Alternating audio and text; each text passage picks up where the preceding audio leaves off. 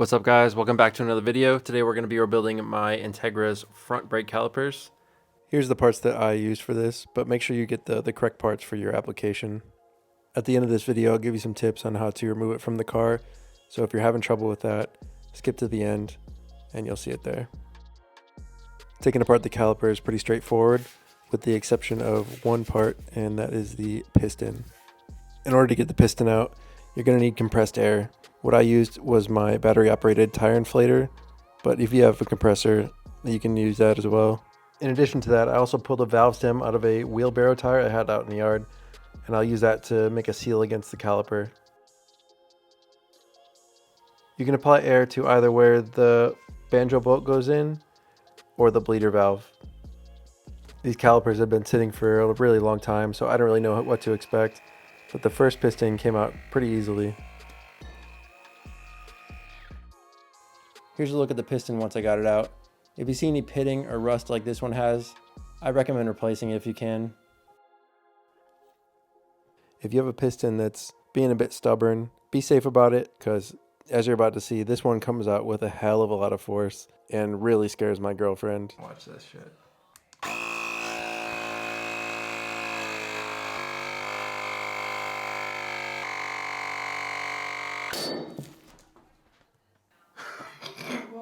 I didn't want to be in the room with that. As you can see, that thing came out with quite a lot of force. So yeah, just be safe. But now we got these all painted and we're going to start the assembly process and replace the seals that we need to. The first thing we need to replace is this square cut seal here. And I just used a pick to get it out.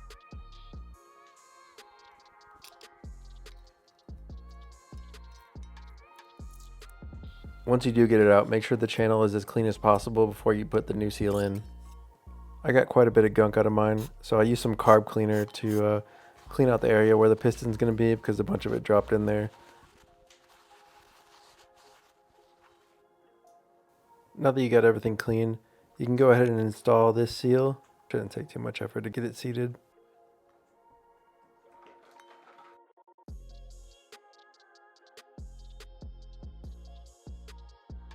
Moving on now to the piston, and this is the trickiest part of this entire process. So you'll need a new piston and then this seal here. Now this side of it is what goes into the caliper, so make sure that that bit goes in, because that's what secures it to the caliper itself. And you're going to want to lubricate the channel that this piston sits in with some brake fluid, as well as the piston itself and the seal.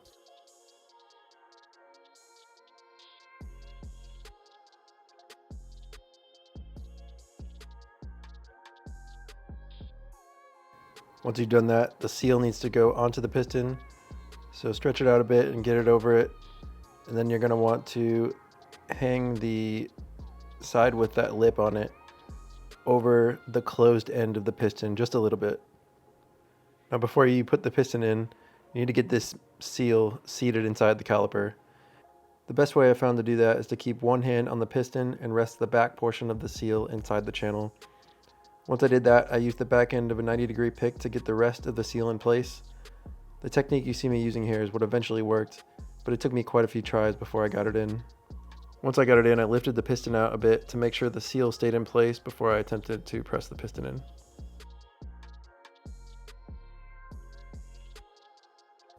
You can use something like a C-clamp to get the piston in, but I didn't have any trouble doing it by hand. As you can see, it took a little effort to get it started. I believe that was because the seal wasn't completely seated.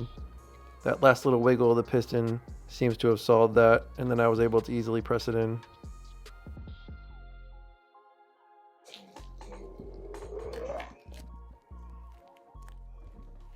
I didn't record this, but once I got the piston seated, I took that pick and gently lifted the edges of the seal to make sure everything looked alright before I called it good.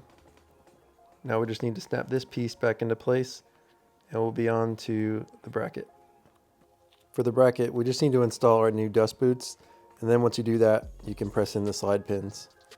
Before I did this, I cleaned the boards out really well because there was quite a lot of dirt and grease inside of them. This grease here came with my rebuild kit, so I'll be using it for my slide pins, but any high temp silicone grease will probably work. Here's what the dust boots look like. You just need to make sure that that fat end there goes into the bore. The other side of this will grab the end of the slide pin once you press it in. If you're wearing rubber gloves like I am, I'd remove them because they like to get caught inside of the bore when you go to put these in. Not much to these, just press them in and spin them around a little bit and they should seat all right. You can put a little rubber grease on there if you need to.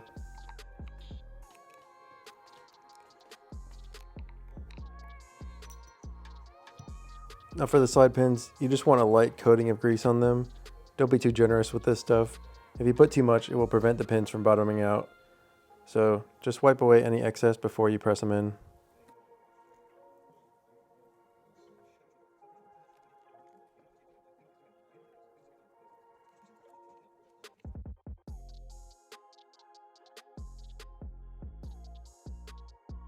Once you press these in, make sure that they move freely inside the bore and you don't feel any resistance at all.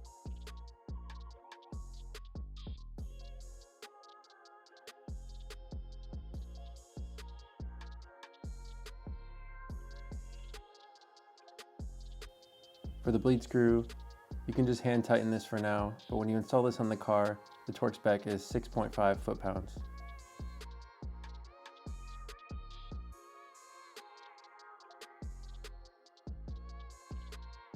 The banjo bolt needs to be torqued to 25 foot-pounds, and you need to make sure that there's a washer above and below the brake line.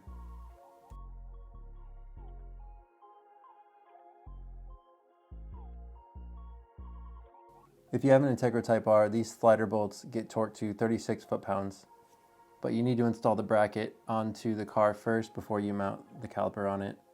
I'm just doing this to keep them together. One last thing about the slide pins, take note of how these are sitting. This one here is incorrect. The other one is correct. That flat bit is supposed to sit against the bit protruding from the caliper when you install it on the car. So that's it for the assembly. Here's some tips that might help if you get stuck at any point during this. If any of the carrier bolts or slide pin bolts are giving you trouble, apply some penetrating fluid and give it some time to work before attempting to remove them again. These bolts were mega rusty and had been sitting for well over a year, so I doused them in penetrating fluid a couple of times during the days leading up to me removing them to be safe. Next thing is, you'll need to find a way to keep from losing your brake fluid while the calipers are off the car. If you don't have stainless steel brake lines, you can just take some vice grips along with a couple pieces of cardboard and squeeze the brake line so it doesn't leak.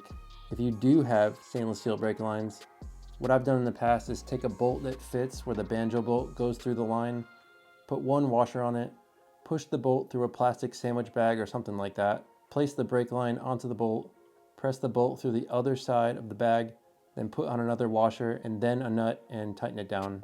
Next, if you cannot get the piston out by the method I showed you, as a last resort, you can connect the brake line back onto the caliper and then press on the brake pedal. This should push the piston out if all else fails. And that's it. So thanks for watching. I hope this has been helpful. If you have any questions, leave them in the comments.